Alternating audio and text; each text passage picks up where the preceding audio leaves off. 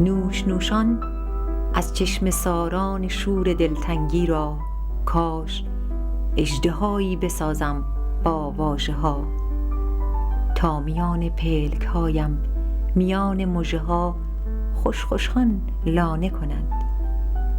بلع و بلعان از قوچان قارچگونه دلتنگی را کاش غول پلنگی بسازم با کلمات که در قلبم میان آغل و مرتع یلی یلانه کنند.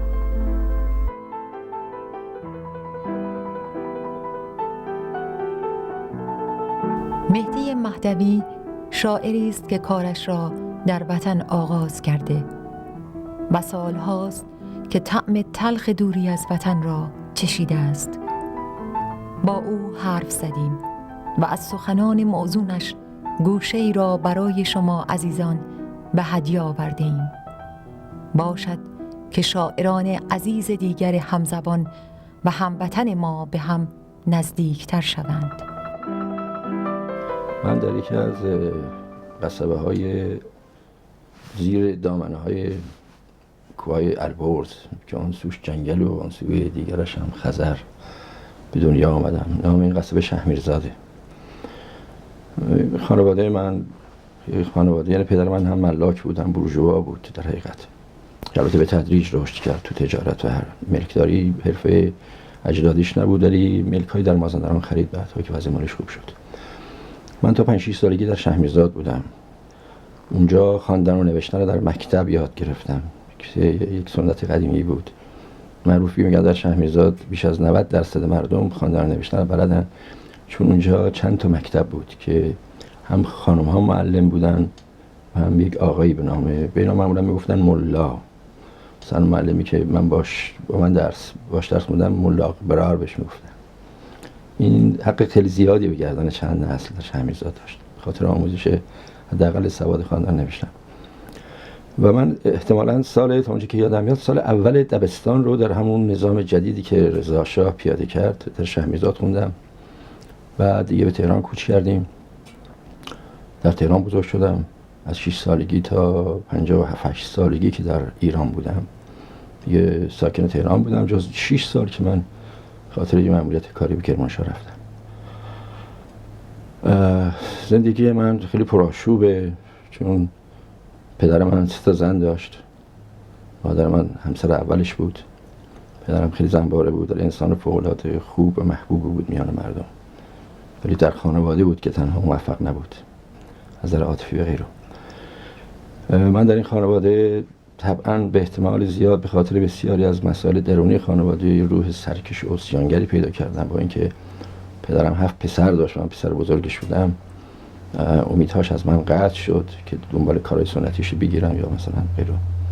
من 13-14 سالگی کتاب اجاره می‌کردم می‌خوندم. یه رسمی در تهران بود، کتاب کرایه می‌کردیم شب 1 ریال و به تدریج با کتاب آشنا شدم. و من از همون دورانی که با کتاب آشنا شدم احساس می‌کردم میتونم بخوام چیزی بنویسم و می‌نوشتم. و شعرهای زیادی به سبک قدیم داشتم، عمدتاً تغزل بود. نامه‌های عاشقانه زیادی نوشته بودم که این قلم من خیلی رحون کرده بود. حتما برای دوستانم نامه عاشقانه می‌نوشتم و این خیلی خنده‌دارم شده بود گاهی، چون دخترها فهمیده بودن که نامه‌ها رو کی می‌نویسه. و قلمم رو می‌ورزوندم، داستان کوتاه می‌نوشتم و غیره. ولی سال 35 اولین شعر من که شعر بلندی هم بود اومد و من شروع کردم به سرودن شعر. بنابراین به طور فعال از سال 1335 من میتونم بگم کار ادبی شروع کردم. حقیقتش من در اون دوران با نیما خیلی به تأنی آشنا بودم و شاملو و اخوان و اینا هم شعرهایی داشتن، منتها من تو عرصه فعالیت ها از اینا خیلی دور بودم. بنابراین میتونم بگم که سبک کار نیما رو من تأثیر داشت. شعرهای شاملو رو میپسندیدم، بسیاری از شعراش تو اون دوران که چاپ میشد خوب بود، من میپسندیدم. و اخوان رو هم همینطور. شاید من مقداری زیادی اخوان رو من تأثیر بیشتری داشت، با اینکه شاملو رو بیشتر میپسندیدم، ولی درد رو در اشعار اخوان بیشتر حس میکردم.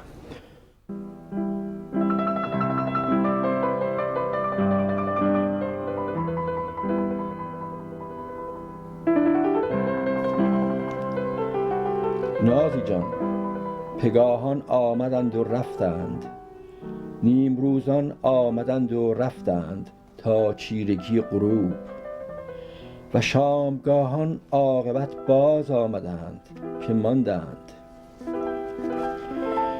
ای آه سینه سوز، در چهرت می بینم هنوز که ستارها رد پای خورشیدهای گم شده هستند که سوسو میزنند در چشمه های سیاه و شور.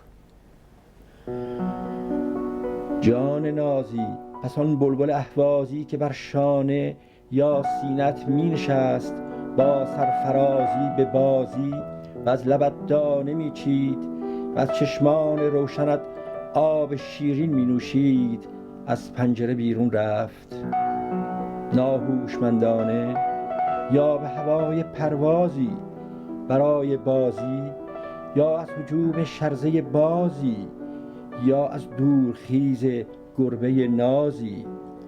اما نازنینم کس چه می‌داند، شاید پرنده به هوای آن آب و دانه که تو میدادی به پروازی همه هوشمندانه روزی از پنجره باز آید تا قفل غم را از لبان تو بگشاید. اکنون که نه لبی، نه خنده‌ای، نه برق شیرین چشمه‌ای، نه پرنده‌ای.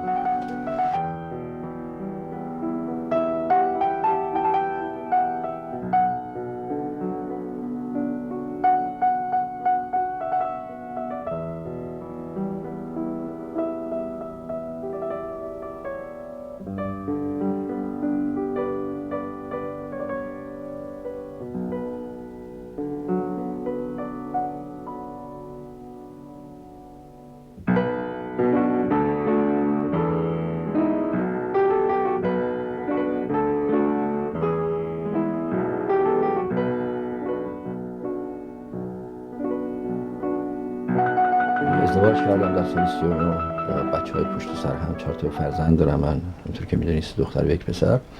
و بعد درگیری‌های حرفه‌ای برای معیشت خانواده‌ام و به دلیل همون روحیه‌ای که من گفتم تو محیط‌های کاری جا نمیتونستم بندشم، همیشه درگیر بودم. ولی از اونجایی که درگیر معیشت خانواده‌ام بودم، در این حال دلم پی ادبیات بود، در هیچ کدوم از این دوتا من موفق نشدم به اون ترتیب که بتونم یا در این یا در اون به یک مشروطیتی برسم. به هر حال من به صورت جدی شاید باز بعد از انقلاب 1-2 تا منظومه بلند ساختم، ولی خیلی متاسفانه همه اینا منقطع بود و با فاصله‌های طولانی بود تا اینکه از کشور خارج شدم، از ایران خارج شدم و به دلایل متعدد، هم جبر هم اختیار، از وارد سوئد شدم و در اینجا بود که من به صورت فعال به ادبیات سر کار پیدا کردم. شاید بخوام بگم تمام وقت کار میکردم، میخوندم، مطالعه میکردم، مینوشتم. دفتر اولم رو اینجا چاپ کردم.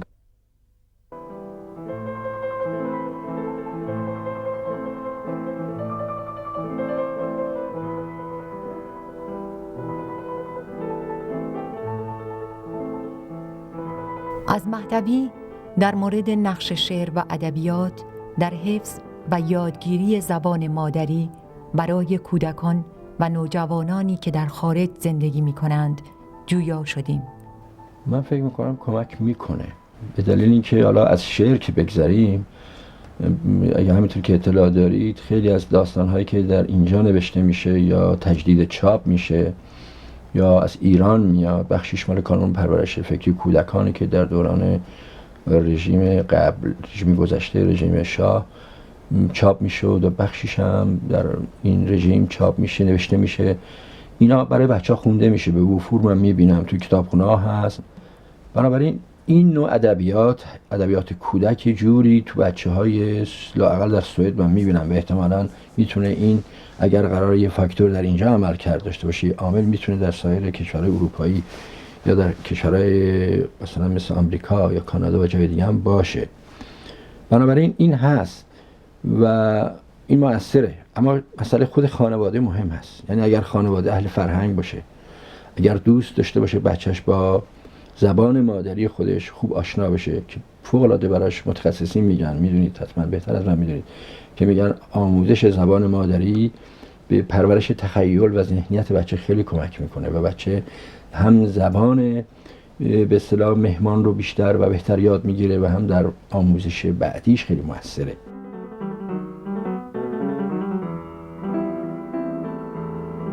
گریه نکن کودک دلبندم، گریه نکن. شاید روزی بیاید که فاصله ها به بلندی دست های کوچک تو باشند. گریه نکن عزیز دلم، گریه نکن. شاید روزی بیاید که جدایی پله‌ای باشد کوتاه و آسان به ارتفاع یک پا. گریه نکن جان دلم، گریه نکن. شاید روزی بیاید که دوری تا چشمانداز نگاهی بیش نباشد. گریه نکن فرزندم، گریه نکن. شاید روزی بیاید که تنهایی وسعت میان دو سکو باشد، در دو سوی آستانه یک در، و بیقراری، بیتابی، چشمان انتظار که نه به کوچه بل به سرسرای خانه نظر دوخته. آه نازنینم، دیگر گریه نکن، گریه نکن. به سیلاب اشکت دلم را از جا کنده ای، با انبوه انبوه ابر اندوه چشمانم را آکنده ای.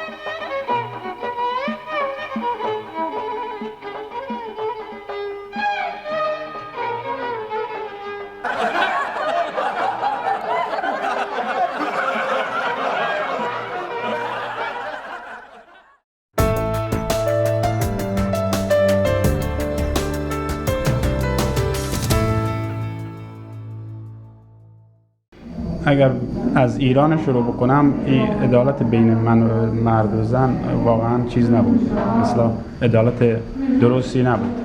به عنوان اینکه فقط از زن به عنوان برده استفاده میکردن و بچه بزرگ کردن و این صورت ها. و اگر برگردیم به سوئد، تقریبا میتونیم بگیم برعکسش شده. زن برای خودش تصمیم میگیره، خودش تصمیم گیرنده است و از شوهرش جدا میشه و برعکسش هم هست. من فکر میکنم یه اختلافی بین سوئد و کشورهای دیگه مثلا ایران خودمون باشه، چون در ایران بستگی داره به طرز زندگی کردن مردم تو اجتماع، محیطی که زندگی میکنن، تربیت خانوادگی اون افراد داره که چجوری برداشت کنن. ولی کلا از قدیم اینجوری بوده که میگفتن در ایران و یا بعضی از کشورها مرد سالاری بوده، در صورتی که من فکر میکنم زن و مرد در یه حد یعنی زحمت میکشن واقعا، مخصوصا الان تو ایران زن و مردا همون قدری که آقایون زحمت میکشن، خانم‌ها کار میکنن، زحمت میکشن. به نظر من مسئله زن نمیتونه مسئله جدا از مسائل دیگه اجتماع باشه. برابری زن و مرد رو در این میبینم که شرکت مشترک زن و مرد در تمام شؤون اجتماعی، از تربیت فرزند گرفته تا مراحل دیگه زندگی. و به عقیده من زنای سوئد این چیزو داشتن، این مبارزه زنای سوئد برای برابری این حسن داشته برای ما زنایی که از کشورهای دیگه میایم شرایطی رو فراهم کنه که بتونیم در فضای آزادتری زندگی رو با معنای بهتری شروع کنیم و اینا همه مدیون مبارزه یا بگم تلاش زنای سوئده و من اینو به سهم خودم ارج میذارم. خانم ها و آقایون در تمام مسائل خانوادگی اجتماعی کاملا مساوی و برابرن و هیچ کسی بر دیگری برتری نداره، در هیچ موردی.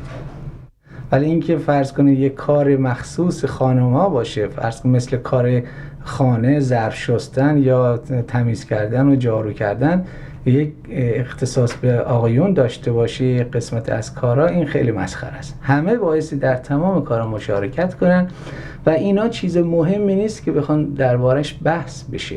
بایستی مسائل مهمتری را در یک واحد خانوادگی مطرح باشه و روش تصمیم گرفته بشه. در تمام مسائل زندگی باید زن و شوهر با هم شراکت داشته باشن، گذشت داشته باشن و بیشتر به بچه هاشون فکر بکنن. فقط خودشون نیستن که زندگی میکنن. درسته که مسائل برای همه هستش ولی باید اونو خوردش کرد. با هم تفاهم داشته باشن، تشریک مسائلی داشته باشن، هم فکری داشته باشن. یه چیزی که توی ایران بود متاسفانه اینجا نیست. خانوما زود از کوره بعضی از مسائل در میرن، فکر میکنن که پشتوانه هایی هست پیششون، اما متاسفانه چند سال که میگذره جدایی ها پیش میاد، اون وقت متوجه میشن که نه این نبوده، ای کاش زندگی خودمون داشتیم. عرض به حضورتون که اگه به صورت 50-50 باشه یه چیزی نزدیک به ایران خیلی خوبه. اگه به غیر از این باشه مسئله زیاد جالب نیست. به این شکل که اون وقت سوء استفاده ها پیش میاد، بعد کلا به ضرر خانم‌ها تمام میشه. اینو گذشت زمان نشون داده.